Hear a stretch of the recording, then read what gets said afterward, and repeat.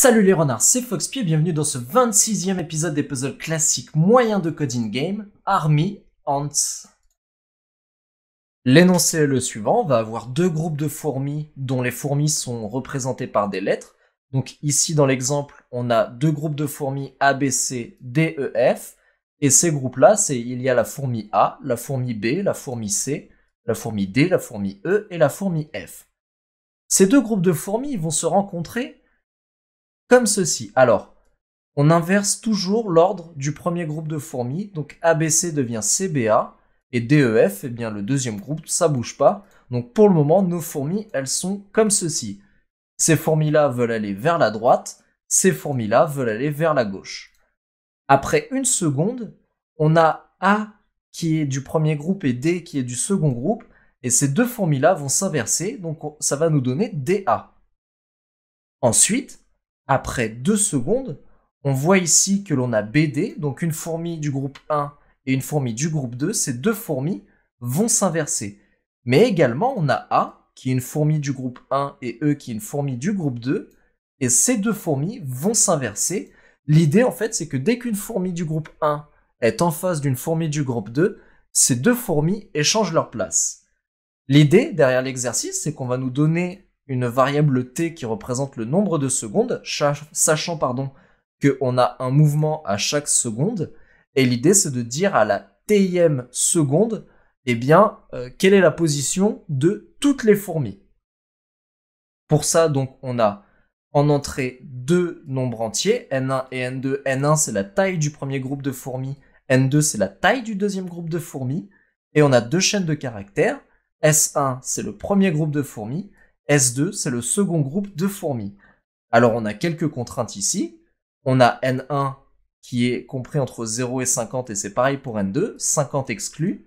Et on a T qui est compris entre 0 et 50, 50 exclu. Donc ici, on a un petit exemple.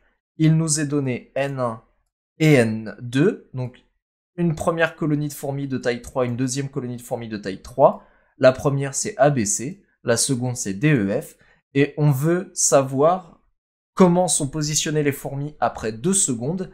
Et le résultat qui est donné, c'est celui-ci, CDBEAF.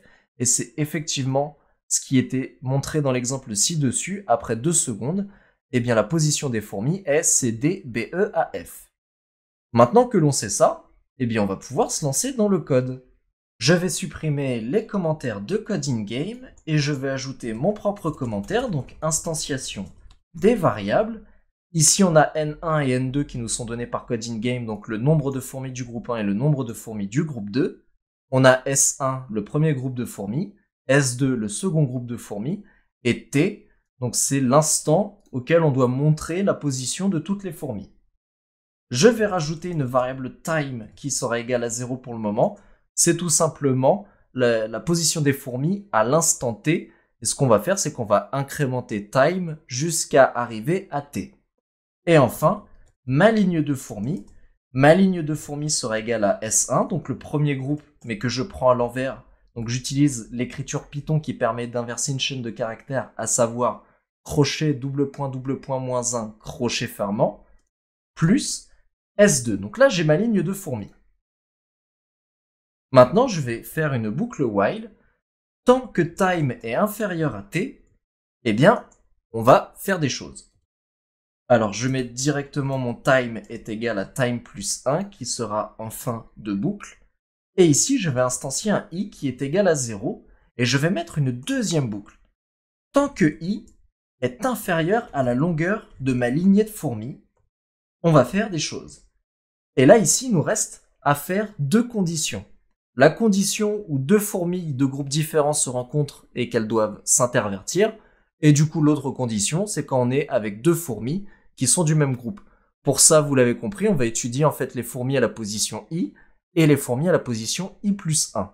Donc, si i plus 1 est inférieur à la longueur de line ants et que line ants de i est dans S1, donc si line ants de i est dans le premier groupe de fourmis et que line ants de i plus 1 est dans S2, donc line ants de i plus 1 est dans le deuxième groupe de fourmis, ça veut dire qu'on a une fourmi du premier groupe et une fourmi du deuxième groupe qui se rencontrent et donc on doit inverser leur position.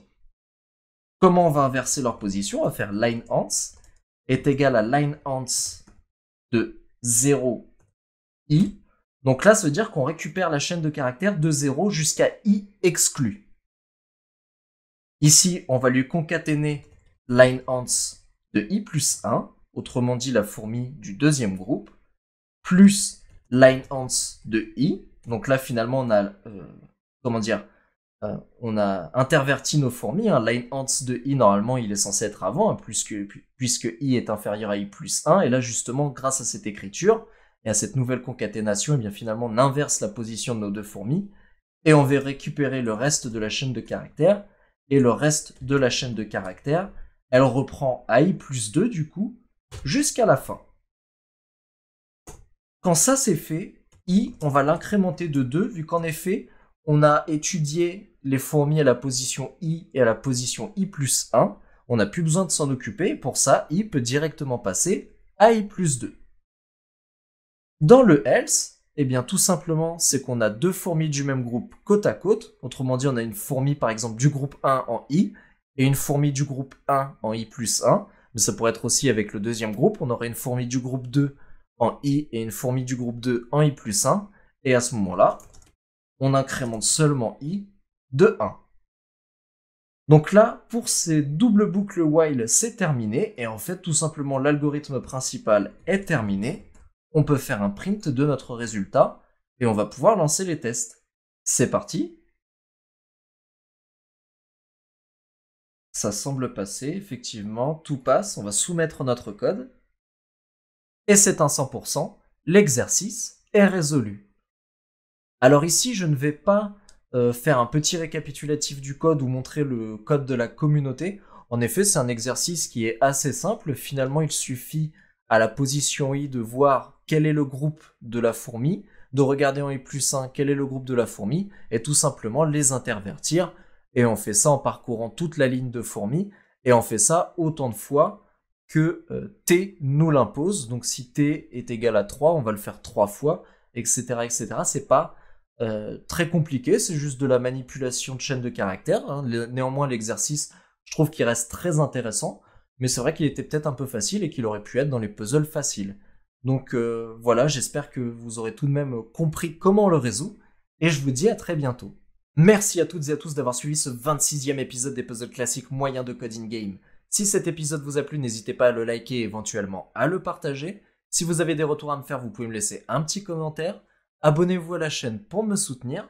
Dans le prochain épisode, nous verrons graphique ASCII, mais d'ici là, soyez malins comme un renard.